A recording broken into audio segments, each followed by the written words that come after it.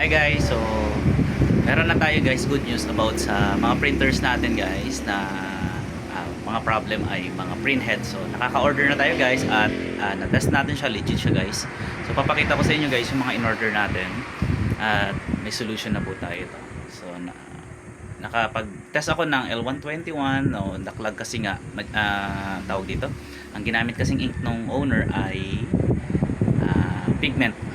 Okay, so ito naman ay ibang model naman, pang 4-digit series. Yung isa naman binili natin ay pang 3-digit. Ayan. So katapos ko lang guys mag-setup ng biometrics at i-deliver natin yan sa elementary. So ipapakita ko sa inyo guys, at may brother Dre tayo na order. So ipapakita ko sa inyo. Let's go. Ito na guys, so ito yung mga printer na papalitan ng print head, isa, dalawa. So ito yung dumating na ito yung compatibility niya. Epson. Ito na yung unang nabili ko. Ito yung sinasabi kong apat na digit. Mayroon kang tatlong digit. L3250, L3100, L3210, L3310. Ayan, sa yung mga model. So ito na guys yung laman no.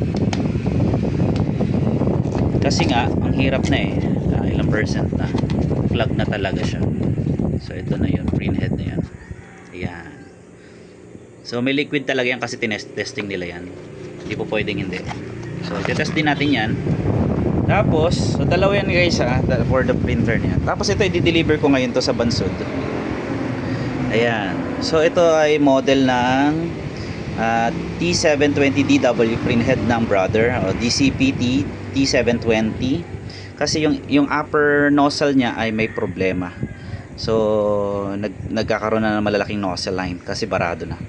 So unbox natin siya, tapos titignan natin para ano pa. Sige, unbox natin to. So ito na siya guys. Ayan. So bago natin deliver, tignan muna natin kung may epekto siya. Kawawa naman tayo. Okay. So ito na siya. Ayan. Ano natin.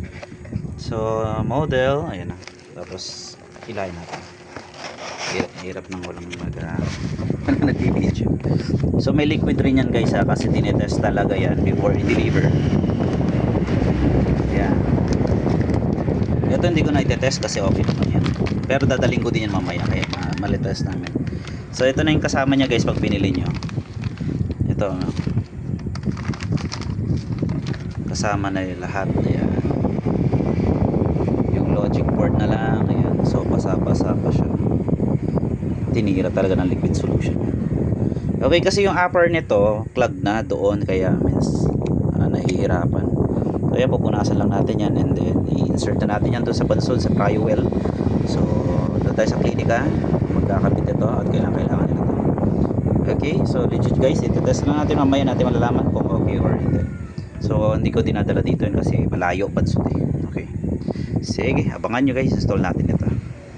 So yan, good news guys nagkakabit na tayo nito, nakaka-order na tayo, tsaka mura na sila to guys, kayang-kaya ng bilhin. Dati kasi mga more nasa 3 plus sila ngayon ay nasa 2 plus na lang. Okay, abangan nyo